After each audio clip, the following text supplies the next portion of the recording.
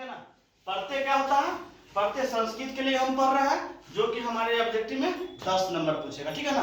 10 number में क्या है, प्रत्यय जो है हमारे पास प्रत्यय कितने प्रकार होते हैं? 3 प्रकार के होते हैं। कौन कौन होता है? कृदंत प्रत्यय और स्त्री प्रत्यय और तद्धित प्रत्यय, ठीक है ना। कृदंत प्रत्यय को क्या कहा जाता है? कृत प्रत्यय भी कहा जाता है। क्या कहते हैं?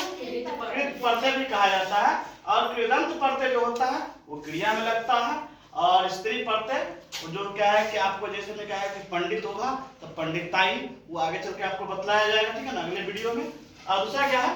तद्धित प्रत्यय, ठीक है ना। तद्धित प्रत्यय किसके साथ लगता है? सर्वनाम के साथ है, संज्ञा के साथ, सर्वनाम के साथ और अव्यय के साथ, ठीक है ना। अगर आप संज्ञा नहीं जानते हैं तो हम संज्ञा आपको बतला दे कि ये संज्ञा है, ठीक है ना। संज्ञा क्या होता है? किसी व्यक्ति, वस्तु, स्थान या जानवर के नाम को हम संज्ञा कहते हैं। तो संज्ञा कितने 5 प्रकार के होते हैं। व्यक्तिवाचक, दूसरा जातिवाचक, तीसरा भाववाचक, चौथा समूहवाचक, पांचवा द्रव्यवाचक, ठीक है ना।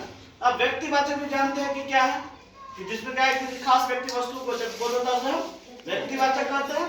दूसरा जाति मतलब पूरा जाति या समूह का बोध होगा।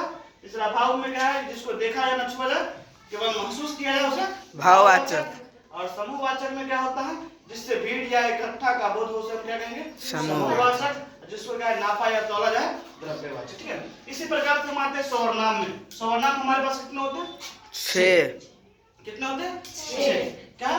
पुरुषवाचक सर्वनाम, प्रश्नवाचक सर्वनाम, संबंधवाचक सर्वनाम, निश्चयवाचक सर्वनाम, अनिश्चयवाचक सर्वनाम और निजवाचक सर्वनाम, ठीक है ना। पुरुषवाचक सर्वनाम 3 प्रकार के होते हैं।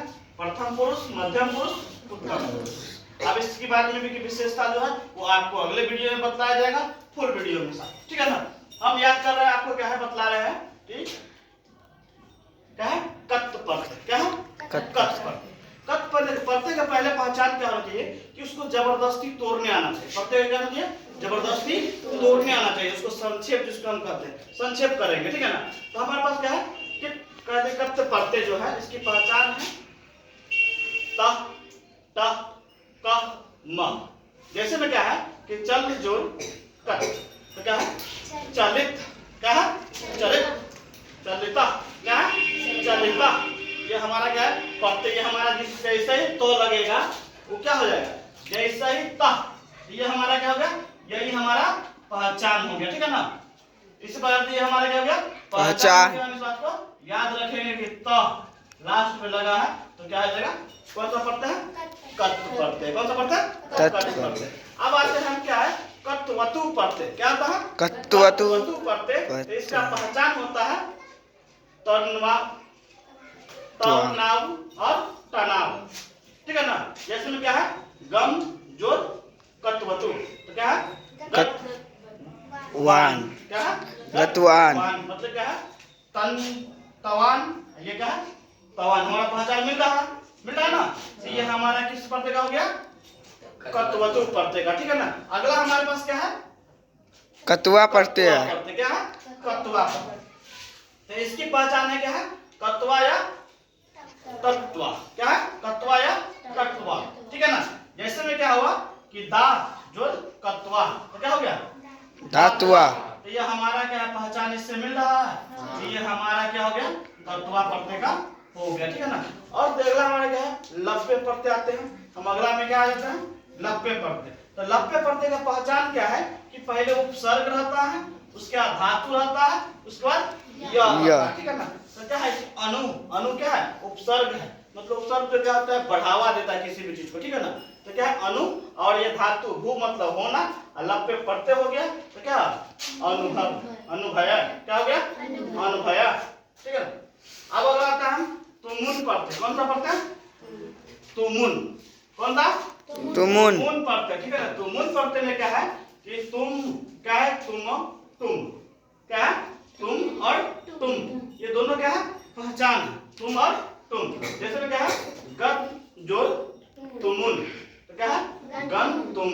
देखो तुम मिल रहा है, इसमें से मिल रहा है ना। Yes sir. ये हमारा प्रत्यय का है। अगला जो हमारा क्या है? कत्वत्व। क्या है? नहीं, तव्यत प्रत्यय। कौन सा प्रत्यय? तव्यत प्रत्यय, ठीक है ना। तव्यत प्रत्यय में क्या है? तथ्य और तथ्य। क्या है? तथ्य और तथ्य। तथ्य दोनों प्रत्यय पहचान है। पठ जोड़ तव्यत, तो क्या आएगा? पठित व्यत। ठीक है ना। तो हमारे देखे तव्यत मिलता है, हाँ तव्यत मिलता है ना, तव्यत। तो हमारे ये क्या हो गया? ये कौन सा प्रत्यय का हो गया? कौन सा प्रत्यय का? तव्यत प्रत्यय। कौन सा प्रत्यय का? तव्यत। और क्या है कि सन्नि, क्या है? सन प्रत्यय। क्या है? सन सन प्रत्यय। प्रत्यय। इसमें क्या है? न, ता, कहते हैं कि अंति और टी, ठीक है ना। जिसमें क्या है? धाव, जोर, श्रेण, ठीक है ना। क्या है? श्रेण। श्रेण। तो क्या हो गया? धावन। क्या हो गया? धावन। हमारी पहचान क्या मिल रहा है?